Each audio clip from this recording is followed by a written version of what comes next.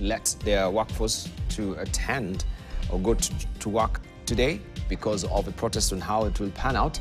And also Occupy Counties is a hashtag also that is being pushed on social media at the end of the day. As you can see it here with Editor Cartoon, it's all Ford Foundation's fault. These are the accusatory fingers that are being raised by the executive to this particular foundation, that now they're steamrolling the protest in the country and they are steamrolling anarchy as far as the president is concerned.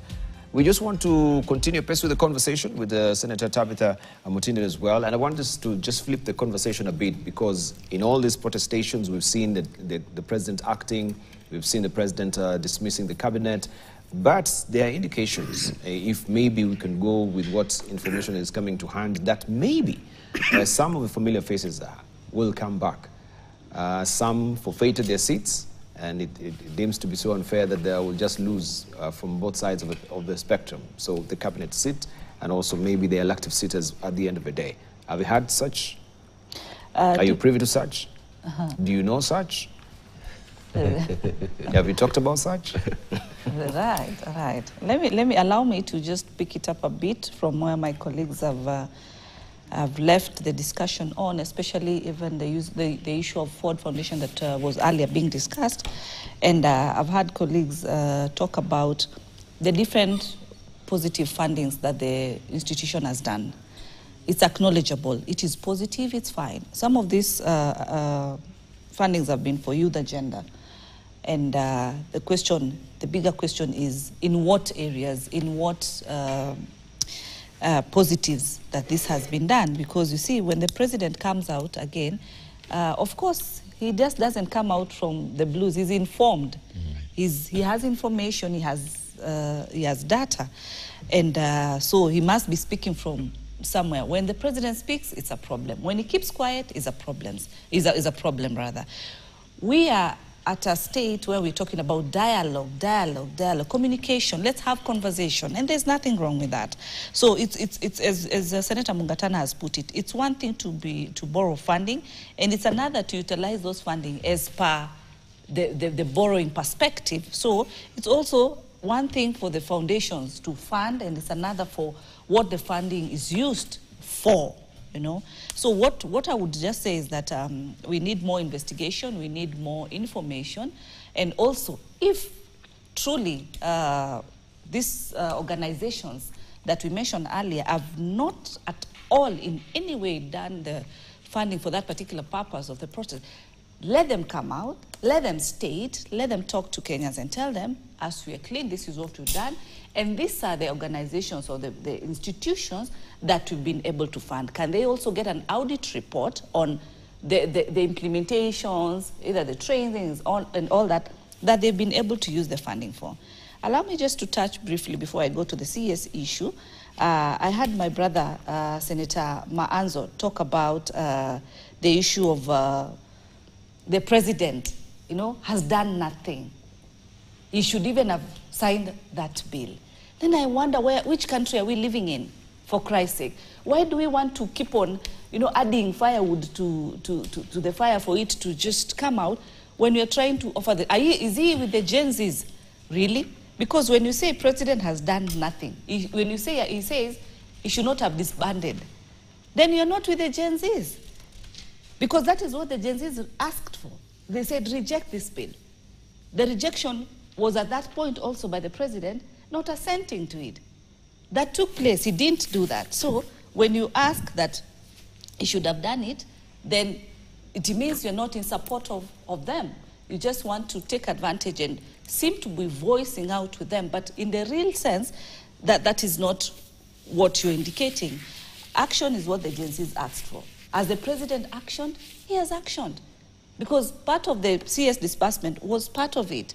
And let me just touch on the 30% for the youth. I sit in Finance and Budget Committee in Senate. And you know one of the main roles of Senate is oversight. And we had a statement by one of the colleagues asking a data on the 30% for the youth and people with disability and women. And true to it, from the procurement department, from Treasury, we got a report. And the 30% has been actualized. But the problem is whereby the young people, the women, the people with disability are giving their their directorship to these companies, but they are not really benefiting. That is a problem, you know, that is being faced. What I'm also noticing, Dibal, this morning, is a family that is broken, a political family that is breaking. It's only that one of the parties, you know, either the man, the woman, you know, they don't want to accept that they are being divorced. You're still trying to console yourself that this is my person, this is, you know, we are together, but things have changed. Because I hear there's the ODM and the Wiper, they're not on the same page as far as this talk is concerned. There's disintegration, they're working in their different paths. Either, of course, ODM wants to protect the AU position, because we've seen over the weekend those ones who are in support of dialogue, very few of them, like one of our colleagues, Senator Oburu Odinga, is supporting this dialogue. At his age, he say, at my age, I want to continue seeing a peaceful country, you know. Let us have a conversation for our people. And that's an ODM member, not only just an ODM, you know, the brother to the ODM leader, someone we also respect in the House very much. We also have, we've seen in Vihiga County, is it Vihiga or Kakamega, where in the barrio, where the leaders of ODM have come out and said, we do not want this particular talk, we do not want this dialogue. And also the Wiper leader talking about the same thing. So we are seeing a division, you know, we are seeing people not on the same page, because the question that came about was that we have ODM leaders who want to join into the new cabinet, something that they don't want to agree to. I mean, they don't want to state that that is what they are lobbying for. To answer your question in terms of the position, the CSS, when we had a discussion in Senate, and I want to appreciate my colleagues, we stood on a bipartisan conversation. We spoke to Kenyans and agreed that yes, there have been problems, there have been challenges. The issue of opulence had been portrayed. So what needed to be done is for the cabinet to be dissolved. Did that happen? Who had the power? None of us seated on these tables today, but the president had the powers. Did he execute? He executed. Now, there's the question of, should they be given a second chance? Do we have new people and all that? Even before I respond to that debate, allow me to say that the problem that we have in this country, and the biggest problem, is the debt issue. Debt issue from quite some years back, during Kibaki's time when it was at 1.3, and today we're talking about 10.3 trillion. Even if Mungatana today becomes the president, he's not going to sort that problem. It's not a rocket science. Even if my brother, Senator Maanzo, today is given that mandate to lead this country, it's not going to change overnight. We are at a difficult point.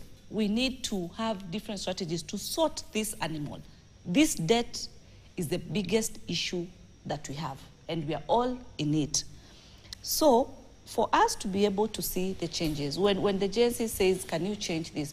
What was the issue? Corruption was some of the issues that have been brought about and stated because of the lifestyle that was being portrayed. They've been put aside. We are going to see changes. All we need to do is to give the president time. We want a cabinet with the young people. We want a cabinet with women. We want a cabinet with experienced professionals. We've seen, and I've supported, you know, I love matters education, and I've acknowledged that our young people are very articulate. They are very understanding in terms of matters. An indication that the education system that we have is good, is working, because those are the products that we have today out there in the market and out there. Thank you. So we are looking forward for a change. Can we, no, let me finish the ball, because this has to be said. I think I'm the millennial here, and I want to give the Gen Zs. I'm saying we are all old. Confidence. You are the, some of you are baby boomers, some of them are Gen X. With the dinosaurs, You know, yes. So let me talk to this and tell them, let us give the president time to be able to put his cabinet in place. You know, it's not a rocket science. You just wake up. It's not a market that you wake up. No, but I asked you just a very pointed question. Are we going to see some familiar faces back because they lost their seats?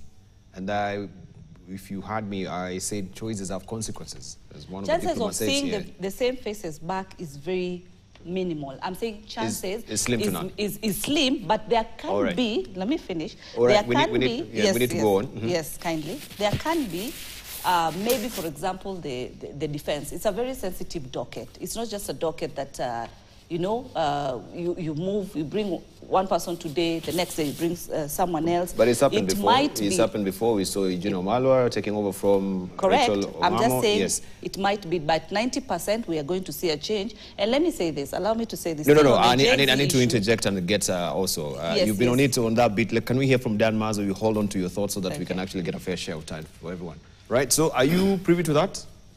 Well, I don't expect the president to bring back the same faces. First of all, to some faces, not the same. Oh, some. Okay, some. What I would have advised him to do initially was to trim cabinet to 14 or 15, and then lay off the cabinet secretaries he thought were incompetent. I don't believe everybody was incompetent in his cabinet, like Muvuria.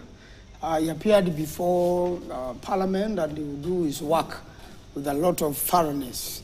So he's already been put in the bad wagon. The question is, how do you vet back some of these people? And even if you are going to avoid vetting, how do you vet new cabinet secretaries? It's going to be a very tall order. And especially if you want to go to bed with other political parties on the so-called broad-based government. Some of the names you are going to be given are people tainted with corruption, are people with cases pending before ESCC. How are you going to vet back? If you are going to go on with the vetting of the wrong people, then you expect GNC back to Parliament. And this time around, I don't think it's going to be kind. So we have really, it's a tough handoff for him. He needs to consult very much. If you go cabinet secretary by cabinet secretary, you can pull out their mistakes, which are big time. And I'm sure as he sat with them in cabinet, he will know the most useless cabinet secretaries. Or in fact, he was running around doing most of the work for almost all his cabinet secretaries. So I don't find it easy for him to bring back the same faces who have messed him up. I don't find it easy for him to bring back, you know, people who are accused of corruption. Now then, how does he even deal with those he has sent away? When you talk about Nakuminja, you are dealing with the whole of Bungoma and the whole of Tanzania politically. What are you going to do with Moses Kuria? You have sent him home to the people. What are you going to do with Kidiki? What are you going to do with Murkomen, who wields a lot of political power from his county and along Rift Valley? So I think that's what the Gen Z, they want to break away from. That we have faces which are attached to ethnicity and ethnic bloc at the end of the day. Yeah, it is competence, it is meritocracy. It is not because this is a whole village that you're bringing in terms of the voters on the table from where you're coming as a constituency. We are breaking away from those brand of politics. And this is what, yes. But as much as you want to break away from it, I am saying that it is a tough... Why is it tough? It's a tough political handle for the president. You know, you got to deal with it. There are expectations. These are people you got out of parliament. You convinced Murkomen to abandon his seat elected. You convinced Duale to abandon parliament. You convince... but that is their own skunk to handle, isn't it? That is our own problem. It is not... this is your negotiation. It is not part of our Kenyans' negotiation. This is your problem. Go and handle it you yourselves. Because we said, you'll know, if you go to the cabinet, things will also go like they've done. The short and long of it, I'm saying, President Ruto began on wrong footing, and correcting himself is next to impossible. He's already flying a jet which has run short of fuel, airborne. He has no landing gear. He can only crash. And that's why the Gen Zs are saying, Ruto must go. He has no, what a figure of speech there, right? He has no landing gear. He has no landing gear. He's on a mayday call. All right, let's hear from Danson Mungatana. Now, I am one of those people who believes in a God of miracles. And right now, I will tell you, part of my weekend, I spent in 2 churches. And in those 2 churches, we prayed for the president, because the president right now is in a very difficult situation. For some of us who have opportunity to say something in various ways to him, we believe, and this is where I belong myself, that there are some ministers who performed well, and they ought to be given an opportunity. But I know the president is also receiving advice that he must do away with everybody and start on a clean slate. That's why I'm saying, at the end of it, he's the one who will call the shots. So we need to pray for him, because whatever decision he makes is going to affect all of us. And moving from that, I wanted to say, for the new cabinet ministers who are going to be nominated, please, if you know you have issues, any issues, just decline the nomination. Please just decline the nomination, because this vetting is going to be a vetting on another different class. By the way, in case Kenyans have forgotten, it was Mungatana, when he was a member of parliament, that brought in the parliamentary vetting bill, which became an act of parliament.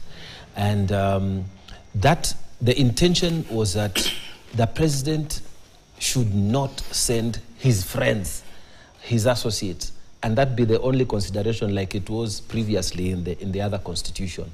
The intention was people must be vetted thoroughly, as it happens in the US. In fact, in the US, the president sends the names to the Senate, and the Senate is a very, very sober house, and they're able to actually send people away.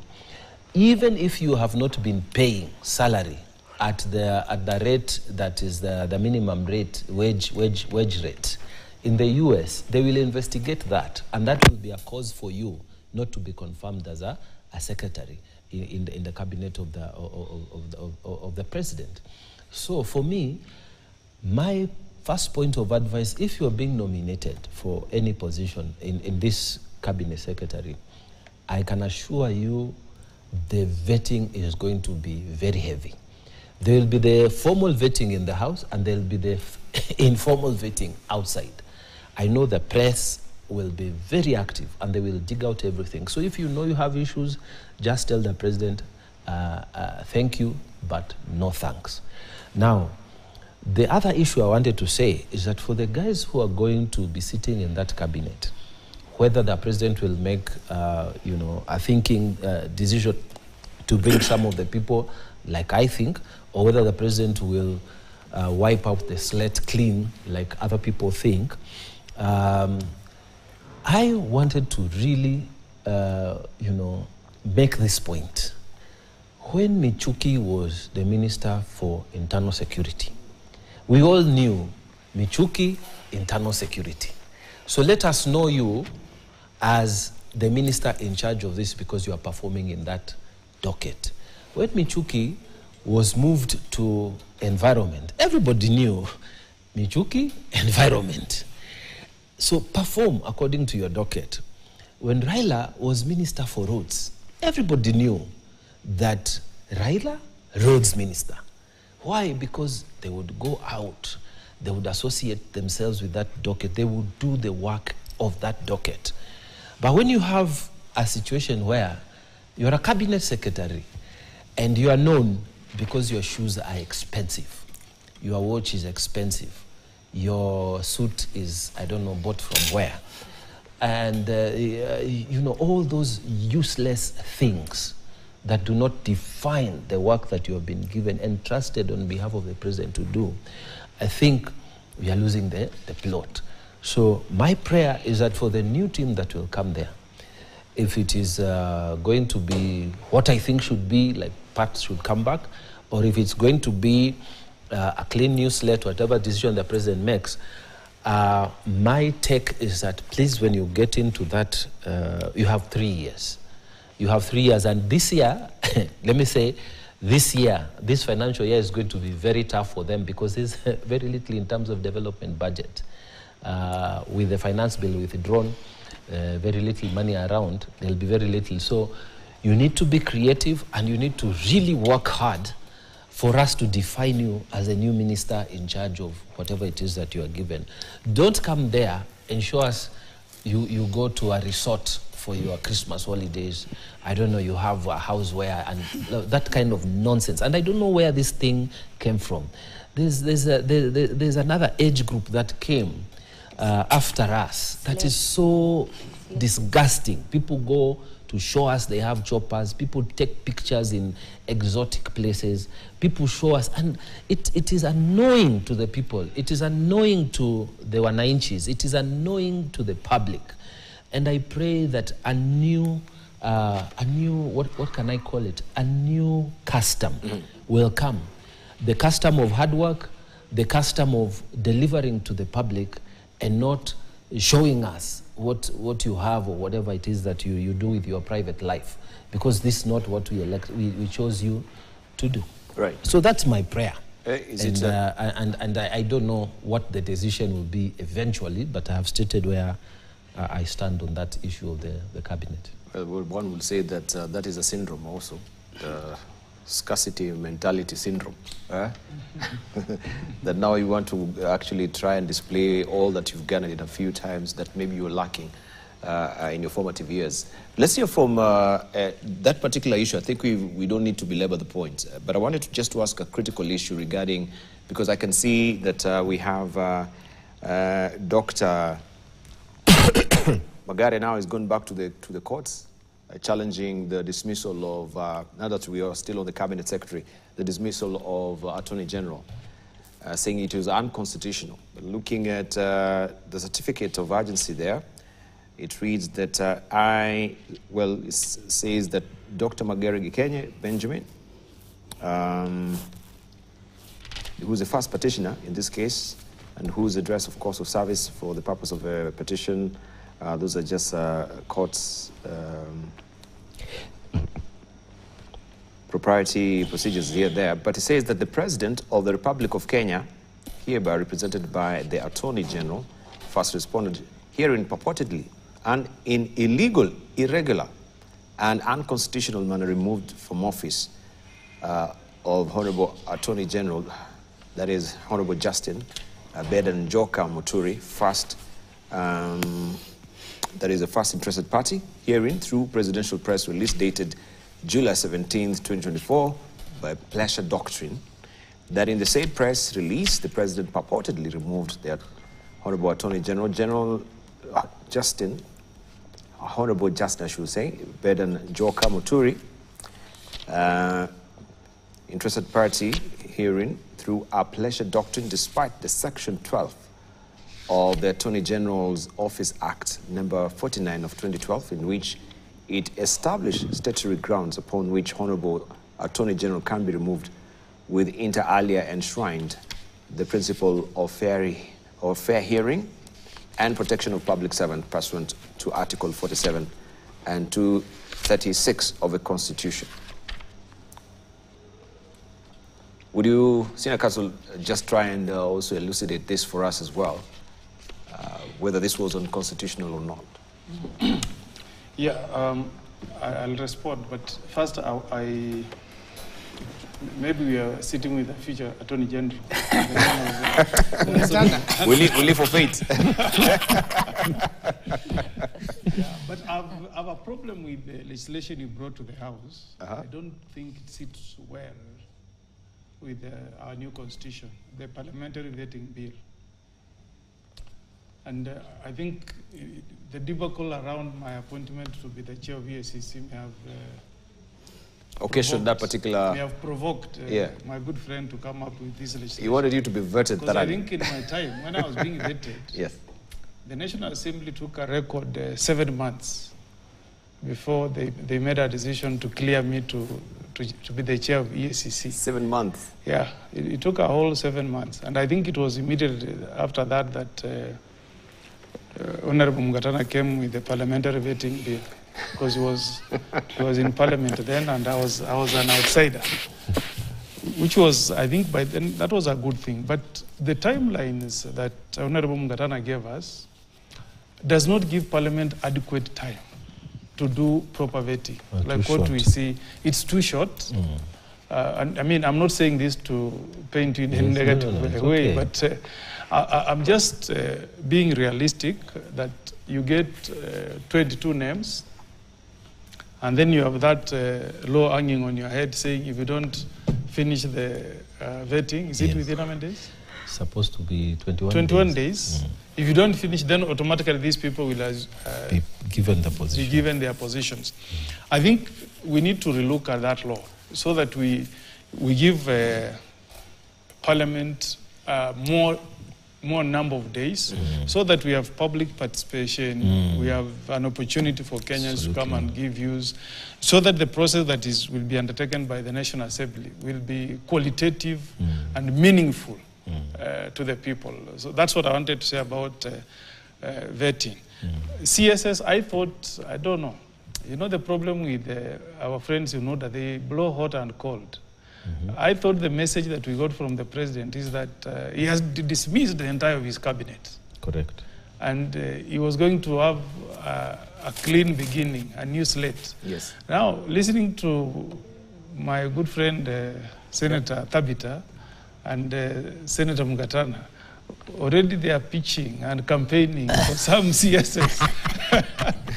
You know, to be reappointed. I mean, it will be terrible loss of expectation for the Gen Zs. There's some foreign elements. Yeah, and you know, as a lawyer, from where I'm sitting, it gives me an impression that these guys may have had some tea with the president last night. You know, there's something they know. So we're saying there's some foreign elements. If you go out there, please try to test the waters with one or two statements here and there. I think the message is, you know, choices have consequences, yes. And I mean, I have friends who are with us in Senate. Some of them quit to take cabinet. But you see, it was up to them to ensure that the president does not get challenges from their being in office. Their being in office should have assisted the president build public confidence in the entire cabinet. So if you have, you know, kind of created a trust deficit from Kenyans, to the extent that the president took this unprecedented decision of dismissing all of you, I don't know how this will sit in with the Gen Zs. If you wake up tomorrow and say, now, I'm again returning the same faces back to the cabinet. And when I was reading the Constitution, I think Article 153.1, Maanzo, the entire cabinet must collectively take the blame for what has happened. Because every law that is processed must get the nod of the cabinet. So these guys must have sat, they must have given their approval to the president before they were, before these laws were processed. So they take the blame, okay? So I expect that those who made those very, very enticing decisions then will live up with the consequences. But for me, I don't have any access to advise the president. Let him make the decision, but bearing in mind that the Gen Zs have given him a second chance, let him not blow it. He's been given a second chance, let him not blow it. 3, when you speak of broad-based government, you know, I've been struggling to understand what that broad-based government is. Because Dibal, the architect of our constitution, is a president takes it all. You know, under Article 152 and 131, the moment you have been appointed the president, you have the freedom to pick your own cabinet. Now, unlike in Parliament, where coalitions are properly allowed by the Constitution, you know, if you read Article 108, the majority would be either the majority party or a coalition of parties or minority.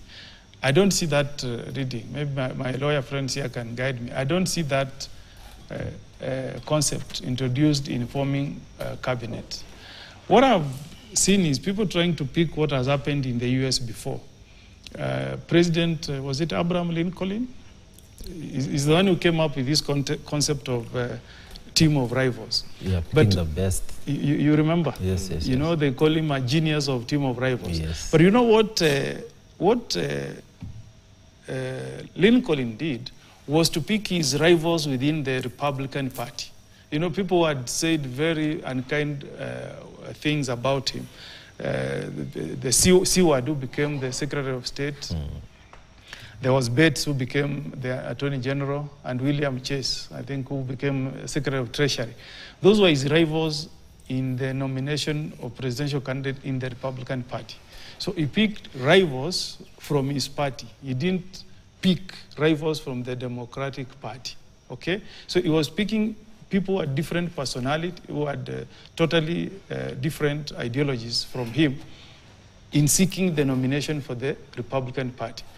Obama picked it up and said, even those who competed against me within the Democratic Party have a chance to join me in government so that we form a broad-based government. That's why he picked Hillary Clinton, who was his opponent in the nomination for presidential ticket for Democratic Party. So I've not seen, maybe my friends here can also guide us, I've not seen in presidential system where you pick your rival to join you in government. Because what that entails is that you are killing the dreams of that party in being a competitor in the next elections. Like if you pick Kalonzo to become Minister for Foreign Affairs, how can he be a competitive presidential alternative candidate in 2027? So I've an issue there with this concept being marketed around that you can form a broad-based government by, you know, poaching from your rival party. We should, you know, this is a crumbling ship. This is like Titanic. It's already started sinking. Why are you boarding a Titanic that is already sinking? It may have been marketed as the best ship, but it's now sinking. Let's leave this to Wakina Mungatana, Thabita Mutinda. We can even campaign for them to join that cabinet. Then they sink with it. We take over in 2027. It's just 2.5 years away. You don't want to get a share of a skunk. Yes, yes. They can have it for 2 years. We don't want to join that sinking ship. That will be my view. Finally, So in a very subtle way, I can see also where you stand. Yes. As far as the vacillation is concerned with the ODM, for and against. You're against. No, I mean, you know, let's just say yes or no. It's a binary answer, yes or no. Are you for? Let me tell you. If you take me there, I will tell you so many things because I am one of the Kenyans. No, it's a pointed question, Senior Counsel. Are you for the dialogue or you're not for the dialogue? Dibal, you know I'm a lawyer. I ask those questions every day. You cannot push me to a yes and no. You ask me for my views, I give you my views. Yes and no is boxing me to a corner. No. Why should I've told you my view that personally... So we read from your views where you stand? Yes, personally... Why should we read from your views where you can actually... I don't want to... Let me tell you, even if I was... Why should we read or go through the level of reading? Which is the most reading? lucrative Yes, position. then you will say that is not what I say. Even if I was called tomorrow to join UDA as an minister, CS Interior, I would take it because it's like these guys have blood in their hands. Look, I saw your documentary yesterday in KTN. I don't know that you watched it at 8:30 to 9 p.m. And you show the graphic pictures you gave us in that documentary, where innocent children who were exercising their democratic right under Article 37 were literally butchered, slaughtered when they entered Parliament. Do you want me to associate myself with such kind of a regime? I wouldn't. I mean, literally, this is a regime that has committed the most serious atrocities on the people they are supposed to lead. They have violated the most basic fundamentals of human rights, killing innocent and armed youths who have come out to demonstrate on issues they feel are impacting negatively on their lives. And then you cannot just tell us that we need to identify with such a regime. Personally, as Okongo Omogeni and Senator of Nyamira, I wouldn't, Dibal. And I've always spoken on this show that I believe as a member of ODM, I should be telling my people how we will be a better alternative government to UDA come 2027. We have past experiences. We joined, I don't know whether, we didn't actually join. We just had a handshake with Uhuru. And then we carried all the baggage. By the time we were going to elections, Akina Mungatana and the Thabita were telling us, these people, they are the ones who have spoiled the country. And it seems you're none the wiser. I mean, we must learn from experiences. You know, they were out there painting us as if we were government. We must learn from those mistakes, Dibal, and we must learn to be patient. I saw Keir Starmer in UK, a DPP, no experience in politics.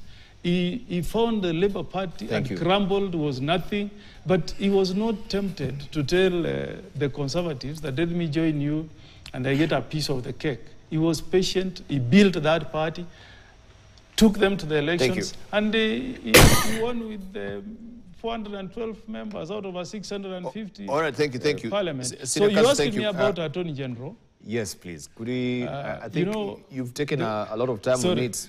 My apologies. I apologize. That was a bit passionate for me.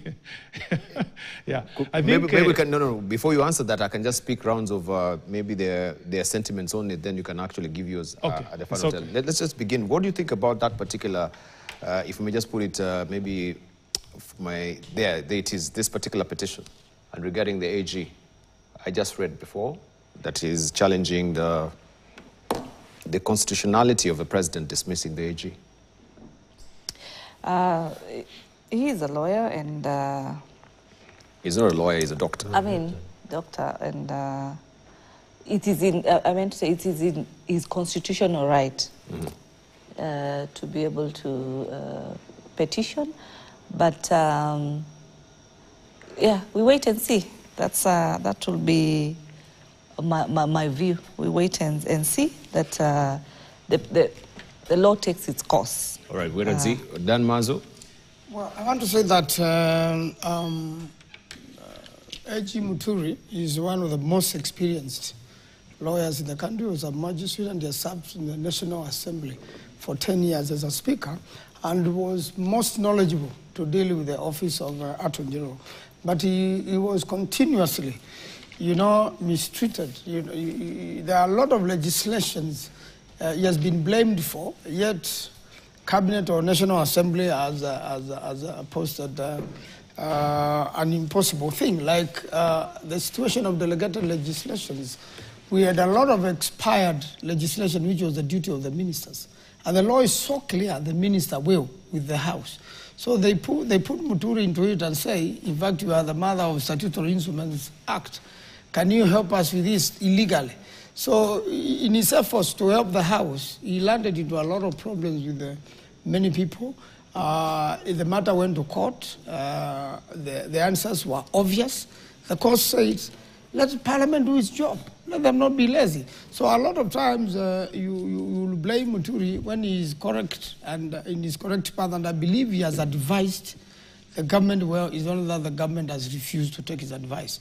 His sacking is illegal. He should be reinstated. Then he takes the decision whether to resign or not. They will not get a better Attorney General than Justin Muturi. All right, Danson Mungatana, your view? My take is that the Attorney General does not have constitutional independence in terms of constitutional protection. Attorney General is covered in Article 156 of the Constitution. And when you read the Constitution, it tells you how he's appointed and his duty as a chief advisor to the government, so that his client is the government. Now, look at this situation. Your client is no longer there. Your client has gone. Your client has died, in fact, has undergone a legal death. True. So, the government is dead. So if your client is no longer there, your cabinet, where you're supposed to be giving advice, So who are you going to be advising? But aside from that, if you look at Article 157 of the Constitution, you will see now they are discussing the DPP, the office of the DPP.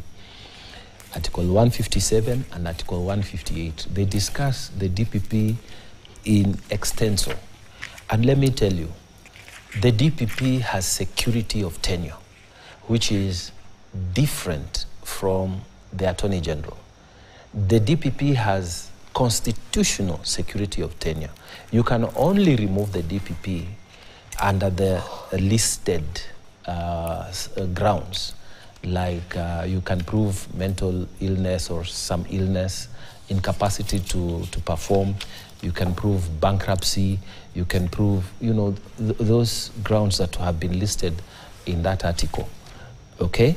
And then the person who is petitioning for the removal of the DPP will have to petition the Public Service Commission and give evidence.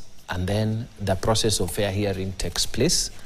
So Kenyans listening to me should know the DPP has constitutional security of tenure. He makes independent decisions to do what he needs to do. Okay. But the Attorney General is different. You see, there's no place that is written in this Constitution that we have that he has a constitutional security of tenure, which therefore means what the petitioner, Dr. Okare, what he's asking in the court, he's depending on maybe subsidiary laws, okay, or laws that are not in the Constitution. Okay. Okay. So from where I stand, the matter will go to court and the hearing will be done. But even political considerations, you know, if your boss comes and tells you, you know, I want you to resign, or I'm firing all of you, because and of we all incompetence. agreed, because of incompetence, whatever it is. Yes. If we are all agreed, how can you force me to take that job? It will be a very uncomfortable situation. So I think this is just activism. Activism. Yeah. Yeah. Now, the position of Attorney General is one of those articles that were almost not well written. But I think the answer is in Article 132. You begin reading it from the authority of the president, which begins at Article 131. Now, Debal, if you go to 132, which deals with the functions of the president, okay? If you read 132, sub-article 2, and I think that's the most important one in relation to the office of the Attorney General, it says the president shall nominate and, with the approval of the National Assembly, appoint. Then the most important word for us in this discussion is may dismiss, okay? If you read down there, it says he may dismiss the cabinet secretaries in accordance with 152. Then B says may dismiss the Attorney General in accordance with Article 156. So power to dismiss. So that is settled. Under this Constitution is conferred to the President.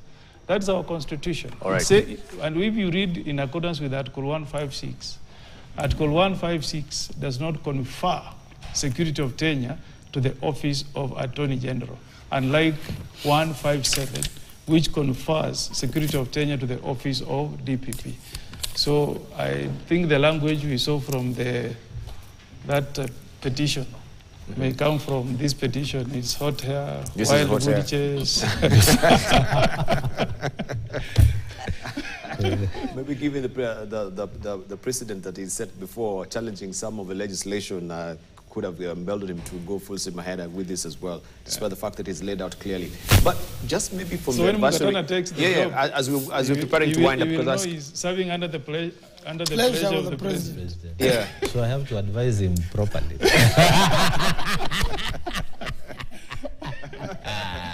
But talking on advisory, because we have now SHIP, which has been challenged again, that is unconstitutional.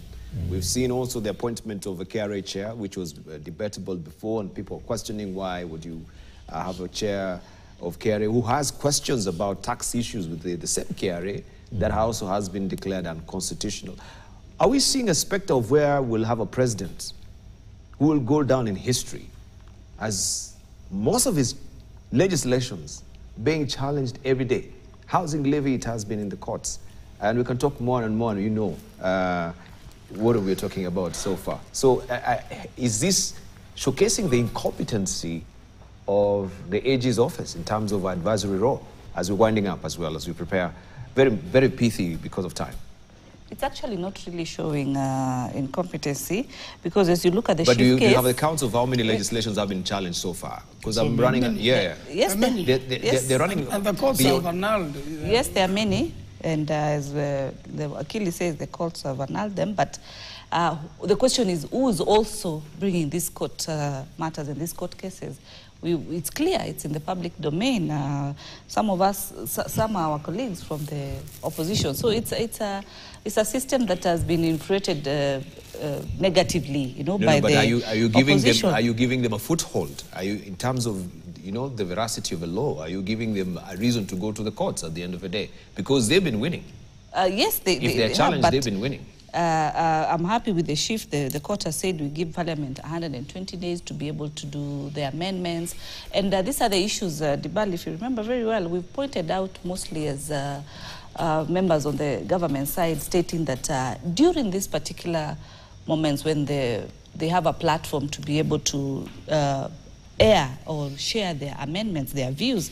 This does not happen. It's a matter of any bill or any act that is coming is just negated, not looking at the nitty-gritty. So after it's passed, then it's taken to court, it's a forth and back, and you look clearly at Chief, it is stated, I mean, can you go back and do these particular amendments? These are things that they have an opportunity in the House during the public participation to be able to have their input and state, I mean, what needs to be stated. We've had the Maura issue.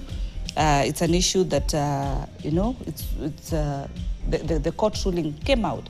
But you see, you are innocent until proven guilty. So as much as those allegations were there, it's at this particular point that now the system, the legal system, I mean, comes out and gives their own ruling, which should just be respected. Court rulings should be respected, and we believe there's going to be a positive way forward. Thank you. Dan Mazo, your closing remarks? Yes, yes, sir. I want to say that there is hope for Kenyans. I want to encourage the Gen Zs to take their identity cards, register as voters. There will be about 15 million new voters, and then go and vote a government they will be happy with. I also want to say that the president should not blame, you know, first we had Russians who were blame foreigners. Russians, the government spokesman. There was Russians, yeah. Yeah, the government spokesman. The government spokesman. Yes, I didn't hear the government spokesman. Yeah, it no, was it was Russia. in South Africa then. So, so you know, don't blame other people. Don't blame other So who governments. do we believe? Let's blame ourselves. Let the president first own the mistakes he has done, the bad laws he has brought to the House and force them through, and then go on to, first of all, you know, correct those mistakes. And the problem is himself, as the GNCs have said and repeated, hashtag Ruto must go. All right. From my perspective and my parting shot, every country and in every leadership, you must expect that there will be msukosuko. Every one of us who is elected, we know in the second year, there's always, it's a very difficult year. But once it settles down, then the reality comes. They'll be able to say, as an MP, this is what you've performed. As a governor, this is what you've performed. As a senator, this is what you've performed in the third year. And if you have been incompetent, 2 years down the road, you will be gone. So it's not something new. Even in America, you will see midterm elections because the president says for 4 years, but in 2 years, the Congress has to go for elections.